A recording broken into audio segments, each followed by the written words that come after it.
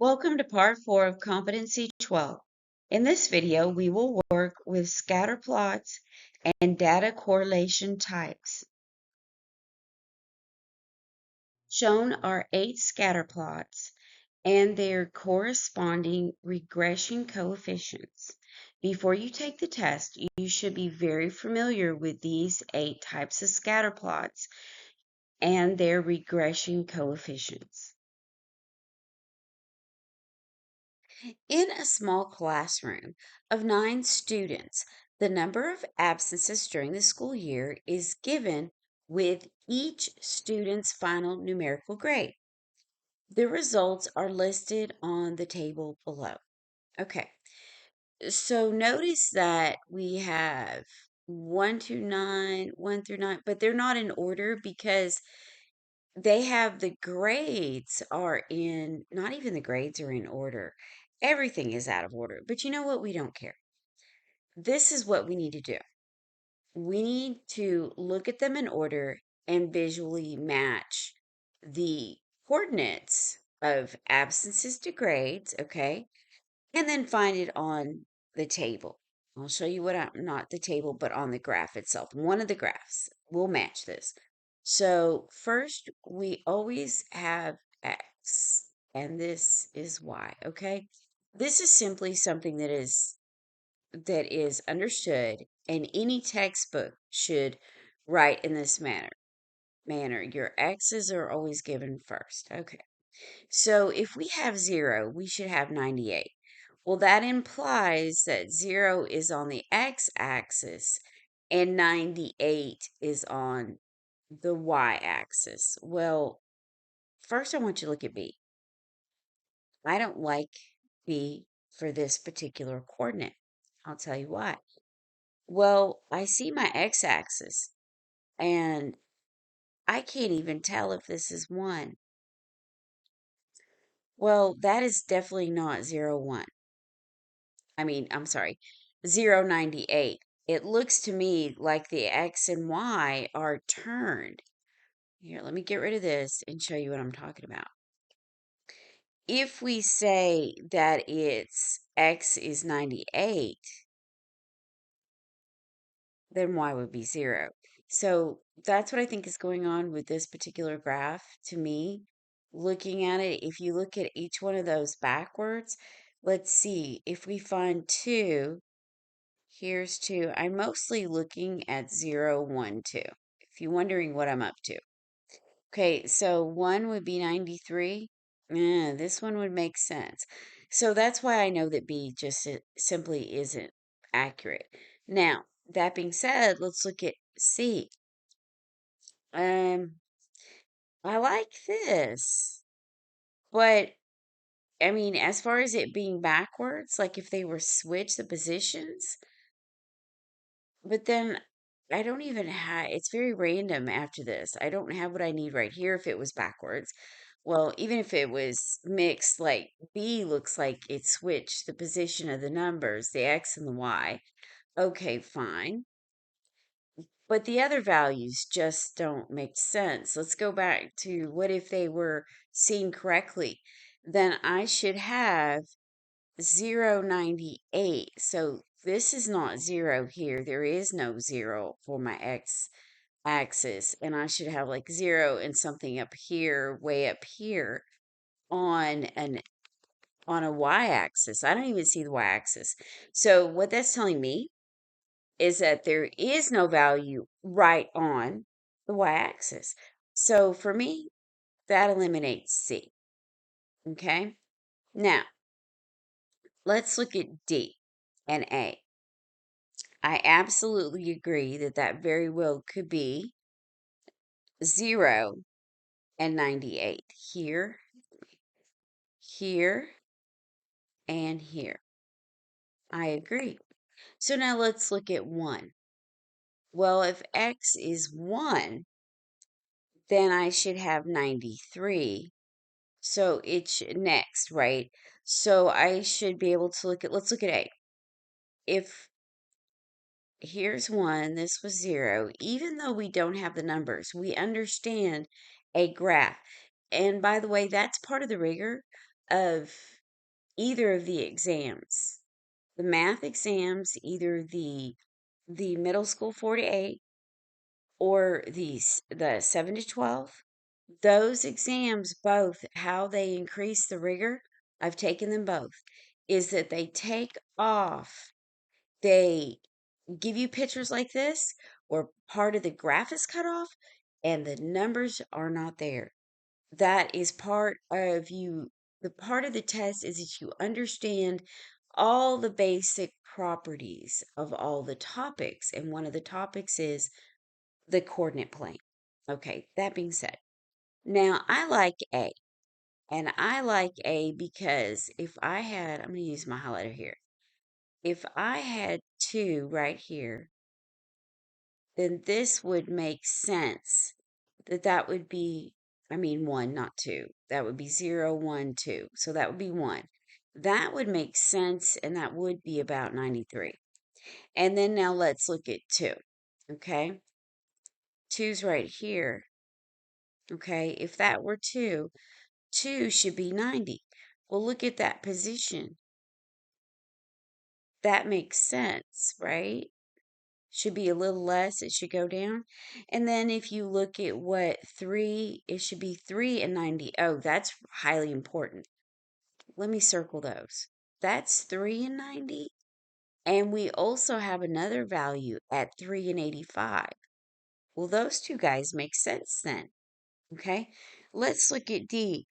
D does not give me any of those positions. None of this makes sense. And I don't see a correlation at all. And this says I should have a correlation. That being said, this is what I did. Since they gave us the actual data, I took the liberty of populating L1 and L2.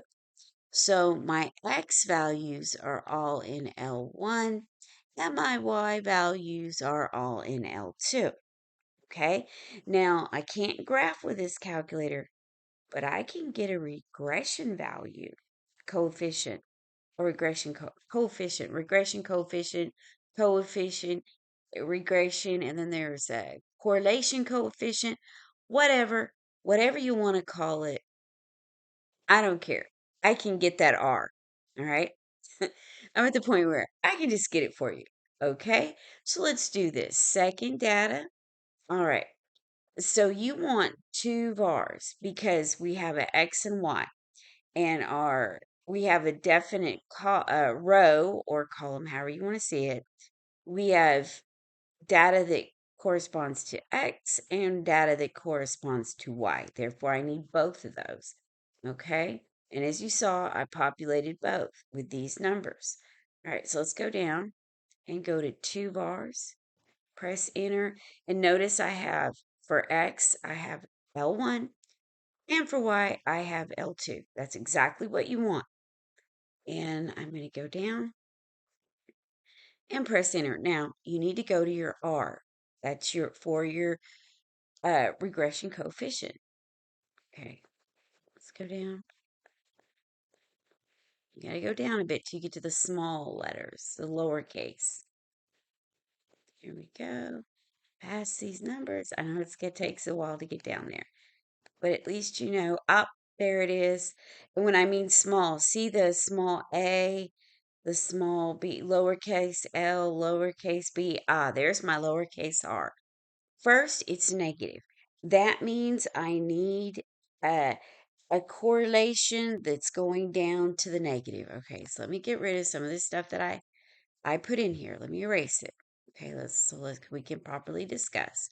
Okay, this would mean that I need to go down, and that looks really nice. That means everything is it's not perfect, but it's pretty strong because this is very close to -1. So I'm going to say A is the ticket. Now let's look at C. That is not going down in a tight formation, okay, at a negative slope. And D isn't either, so D is out. Now we could discuss B. B looks good. But as you can see, when you try to match number, I can tell you right now, look at the images. It looks like the X and the Y's have been transposed, and the correlation, although negative, the graph is not represented correctly. Okay, and we already discussed that. All right, so let's go to number 2.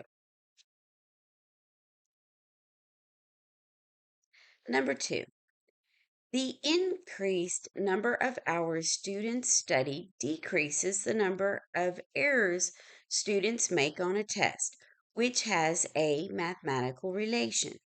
Which of the following supports this observation?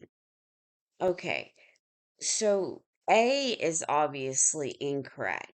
They need us to look for a situation where study time goes up and errors go down. So obviously, nothing is going up or down together in A. So A's out. That's no correlation. All right, so let's look at B. Well, as study time moves on, the errors go up. That's not what our problem is saying. It says that our errors decrease. So that's incorrect. Now let's look at D. Okay, I just want to get rid of D really quick.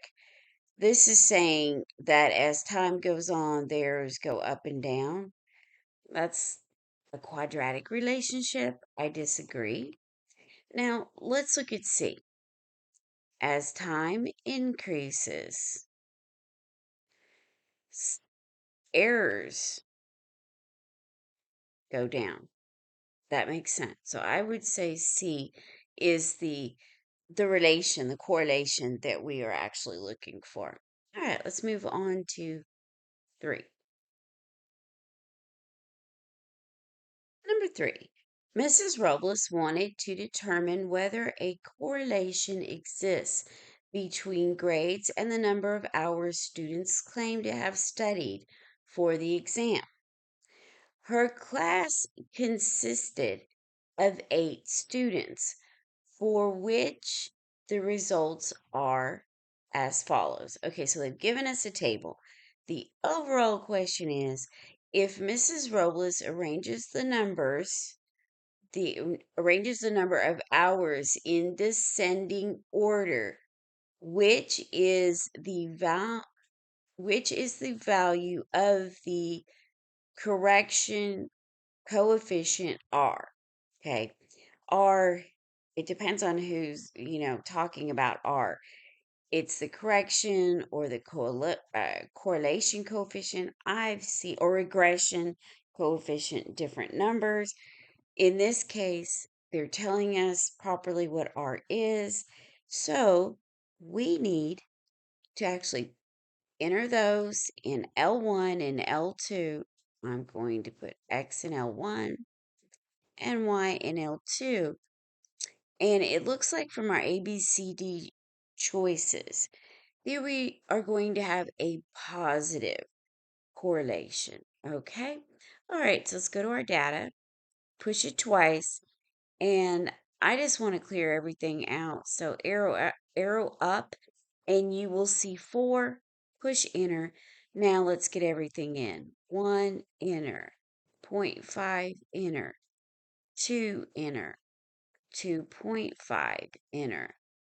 3.5, enter. 4, enter. Then 5, then 6.5. Okay, I wish my students studied that much, right? Some of them do. Okay, so the first one, 1 hour, 70. Next one, 1.5. Make sure that they're being typed in together, because if you messed up entering, you got to figure out where you did it, where you made the mistake rather. 2 should be 75. And then we need 82. Enter. 3.5 is 80. 4, 85. 5, 83. 6.5, 90. Enter.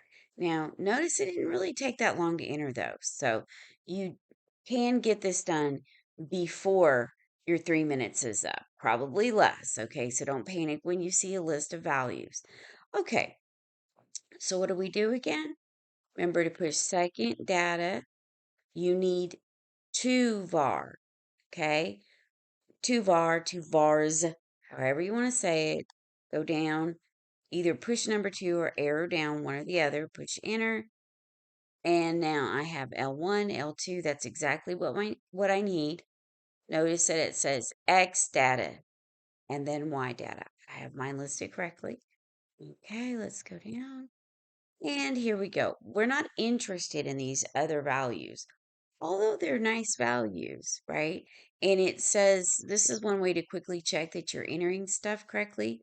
It says 8 students, and then number one says n equals 8. That means your number of entries is 8. So we're solid. All right, so let's go down until remember, we're looking for, there it is, lowercase a, b, then r.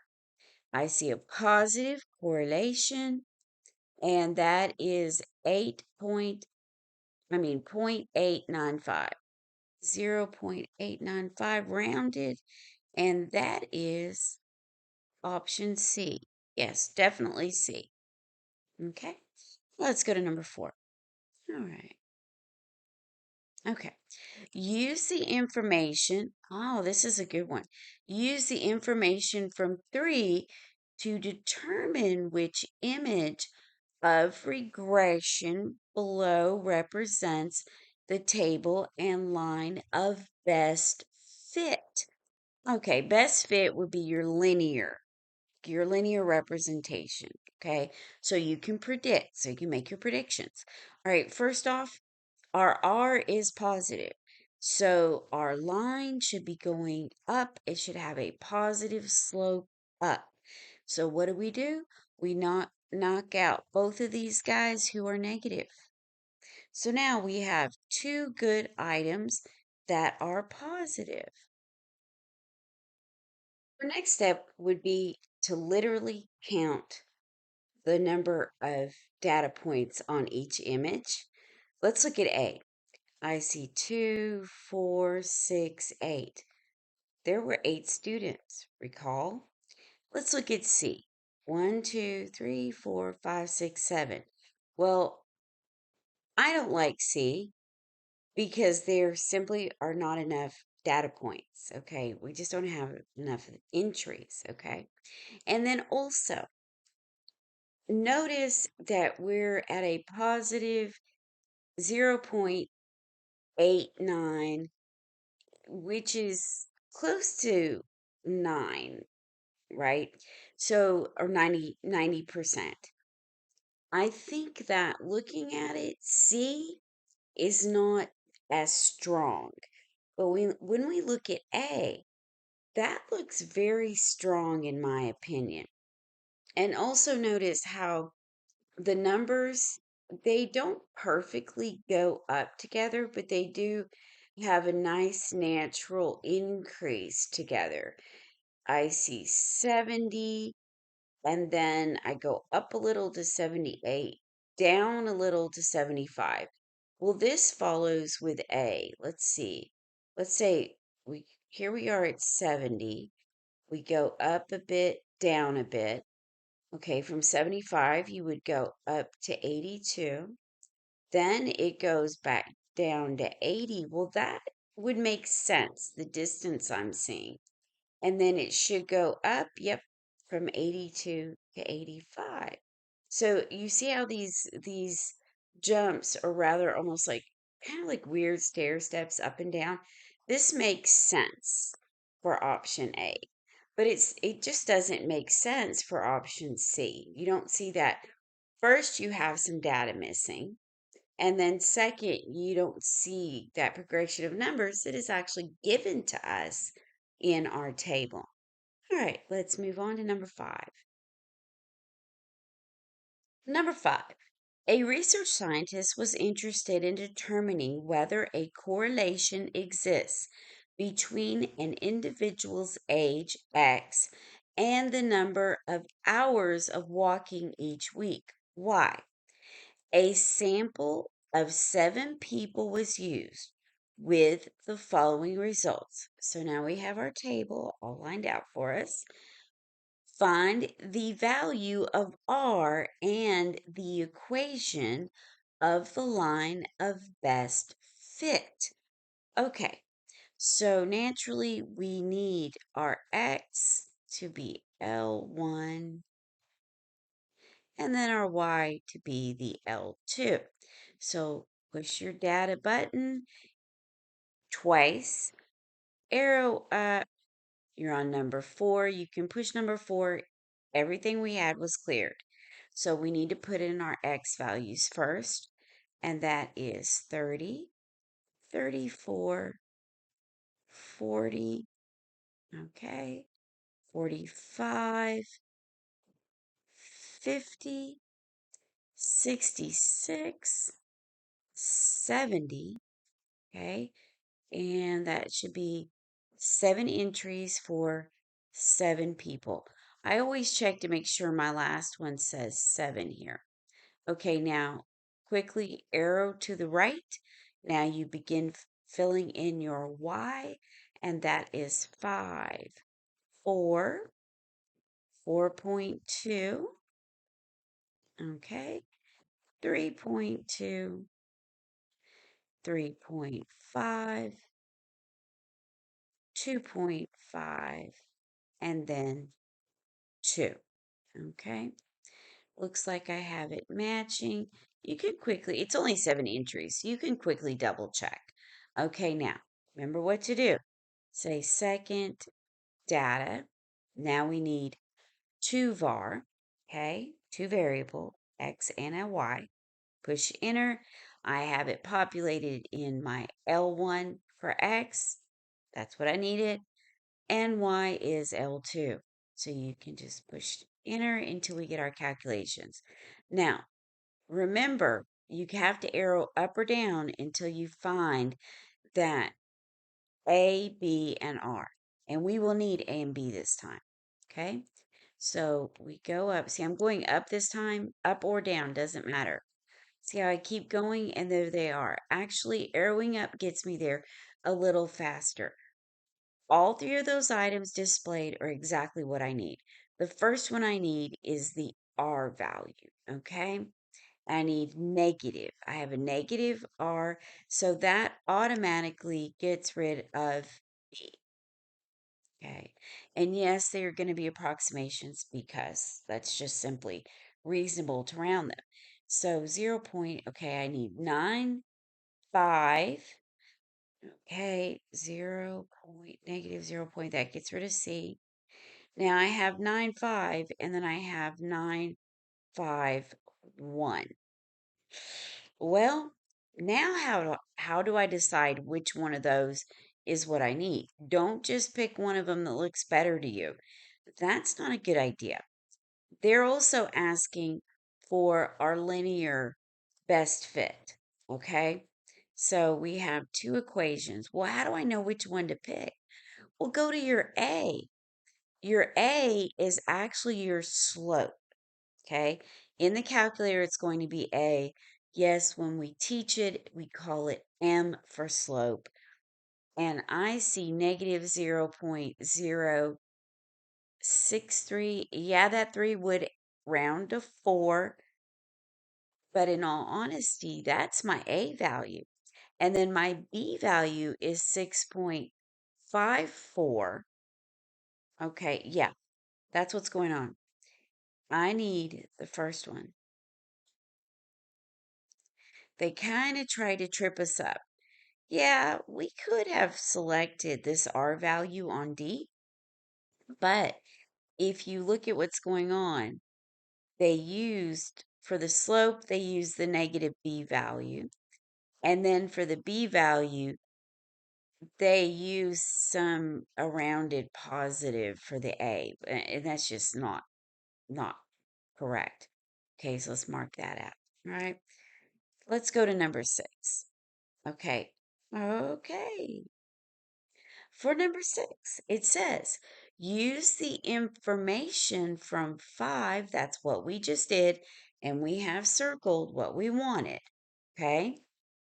Use the value, okay, the information from number 5 to determine which image of regression below represents the table and line of best fit. Not sure why yeah, I'm kind of seeing a flickering. Sorry about that. If you see it too, I apologize.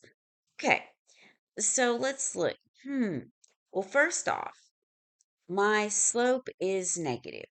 So everything that is positive has to go. So that's this one and this one. Okay, so I have negative. I need you to realize first that all of my x values were very large. All my x values were very large. Let's go back up and look. Look at the table. Yeah, it's 30, 34, 40, 45, 50, 66. Now look at your A and look at your D. My x-axis for A is numbered in very low numbers. So I'm going to say A is not what I need. Okay. Now let's look at D. Let's go up and see it fully. Enough of it. Yeah, I'm going to go with D, definitely. That would represent all of my higher end, I mean, higher value. And look at where 50 is. 50 would have been the one, two, three, four, fifth value. Remember, they're all in order. Okay. They put them in some, look at the order. They are in order. Okay, so let's see. One, two, three, four, five. Yep, that would be the fifth value. So I completely agree with D. Now, as I mentioned earlier, when you are taking your test, part of what makes or increases the rigor on the test is that they're going to take out portions of graphs. And I'm going to be honest, when I took my high school cert, my 7 to 12, they did that on one of them, and it took me a second to see that I was looking at a portion of a positive quadratic and then a portion of a negative quadratic. And I mean, one was going up, one was going down, and they just like cut it to where you just saw the two pieces, and you had to think about the question for a second. And without knowing those properties, and the test question was in regard to properties. So that's really what is going on here. They're testing your knowledge of properties, okay? All right, this is the last question in this video. I wanted to thank everyone for liking and sharing and subscribing, and congratulations to those people who have passed their test. That is amazing. I'm sorry, amazing. And I hope you get a job. If you don't already have one, I wish you all the best. Happy testing, everyone.